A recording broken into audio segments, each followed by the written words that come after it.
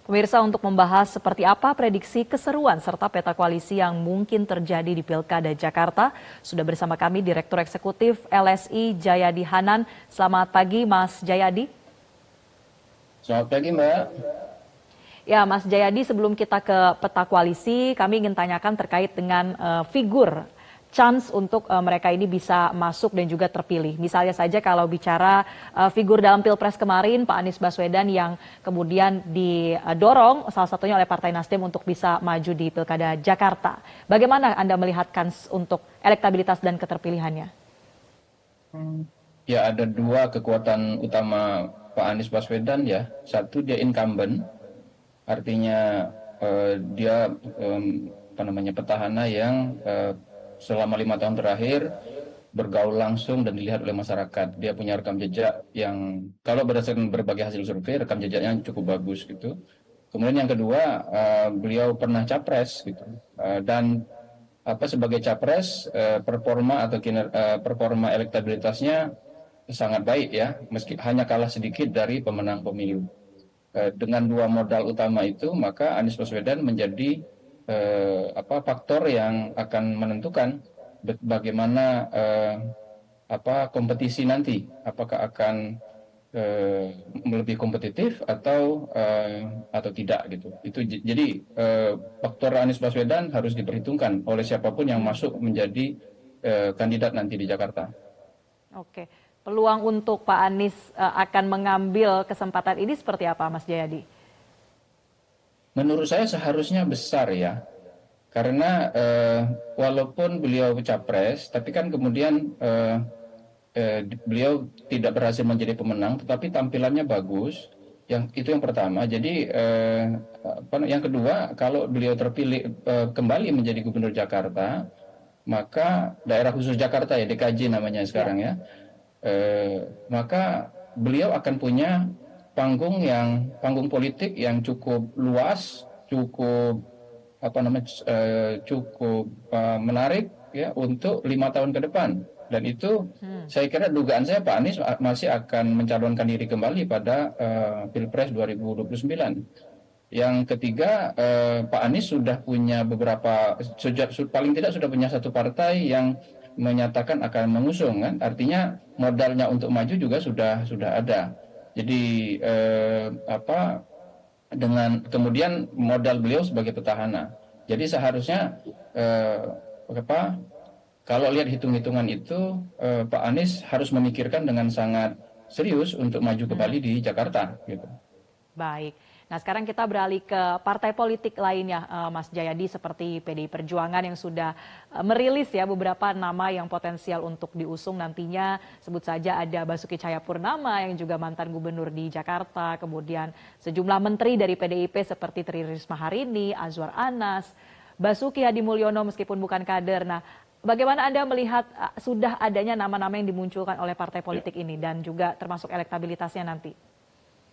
Di PDIP partainya memang cukup kuat ya, tetapi calonnya yang paling kuat di antara nama-nama yang Anda sebut itu sementara ini baru Basuki Cahayapurnama atau Ahok gitu. Ibu Risma sama Pak Azwar Anas itu tampaknya lebih laku di Jawa Timur. Sementara ini ya, kalau saya lihat dari data-data hasil survei selama 2023 lah minimal gitu.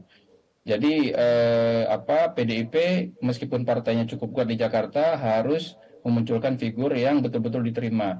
Pak Ahok memang secara elektabilitas cukup kompetitif, tapi apakah bisa menjadi pemenang nanti di 2024 ini itu harus dipertimbangkan dengan serius karena kita harus ingat kalau misalnya nanti Anies Baswedan maju lagi lalu berhadapan lagi dengan Ahok, maka pertarungan itu akan mengingatkan kita pada pertarungan pada tahun 2017 gitu, yang cukup cukup menyita energi kita karena ada politik identitas yang bermain di situ nanti.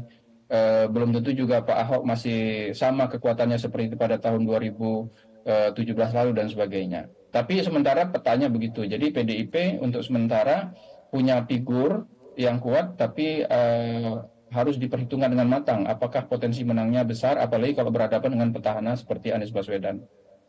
Baik.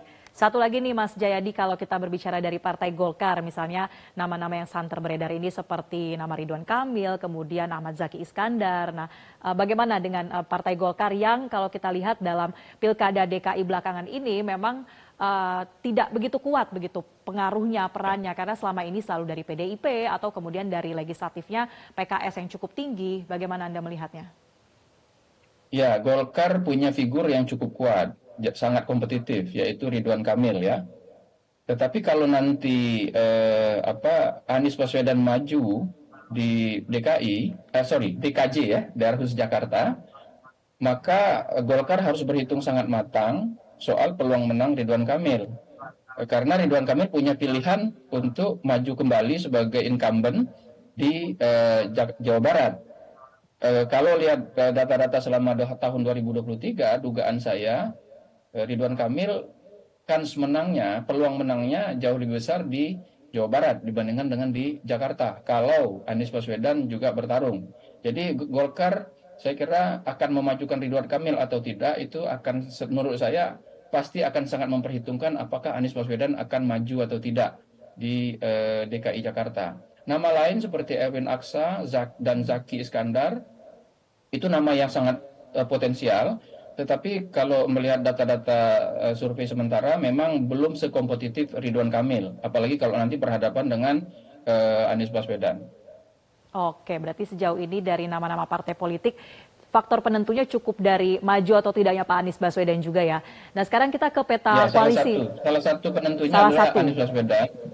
Salah satunya Baik. yang utama. Kenapa? Karena dia incumbent ya. Biasanya kalau dan kebetulan incumbentnya cukup bagus ya. Dugaan saya Anies masih mendapat tempat di hati masyarakat Jakarta. Buktinya Pilpres kemarin dia hampir menyamai perolehan suara pemenang pemilu Prabowo di Jakarta ya. Prabowo Baik. Subianto. Ya. Ya, Mas Jayadi, kalau soal peta koalisi, ini kan koalisi dalam Pilkada Jakarta nanti menjadi suatu syarat mutlak karena tidak ada partai yang Ya. memenuhi syarat begitu ya untuk mengajukan satu partai saja. Bagaimana nanti Anda melihat peluang peta koalisi? Akankah sama seperti pada Pilpres 2024 atau kemudian ada cross coalition gitu, mengacak lagi nanti? Bisa jadi tidak sama, bisa jadi ya. Karena biasanya pilkada atau pilgub kalau tingkat provinsi itu belum tentu menjadi cerminan dari koalisi pemilu sebelumnya atau koalisi di pemerintahan gitu. Apalagi misalnya begini, Anies Baswedan didukung oleh Nasdem. Nasdem sekarang tampaknya akan menjadi bagian dari pemerintahan Pak Prabowo gitu.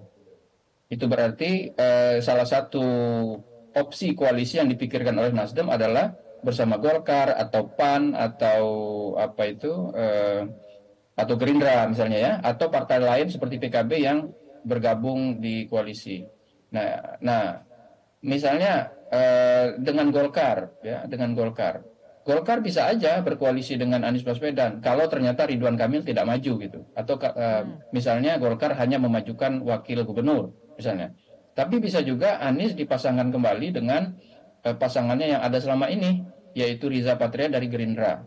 Jadi masih sangat banyak potensi-potensi koalisi yang bisa terjadi, yang karena itu sangat potensial koalisi yang akan ada di pemilihan gubernur daerah khusus Jakarta itu potensial tidak sama dengan koalisi yang terjadi di Pilpres atau di Pilpres lalu.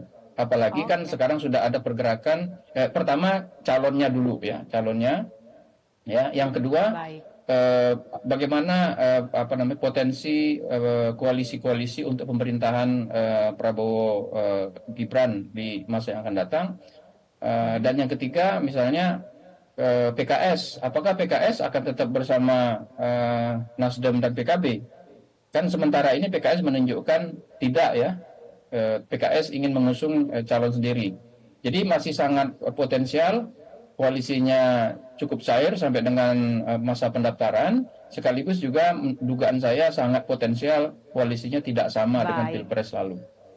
Baik, terima kasih Mas Jayadi Hanan. Nampaknya Pilkada Jakarta ini masih akan seru. Nanti kita nantikan perkembangannya. Terima kasih sekali lagi Mas Jayadi Hanan, Direktur Eksekutif LSI telah bergabung bersama kami. Jelajahi cara baru mendapatkan informasi. Download Metro TV Extend sekarang.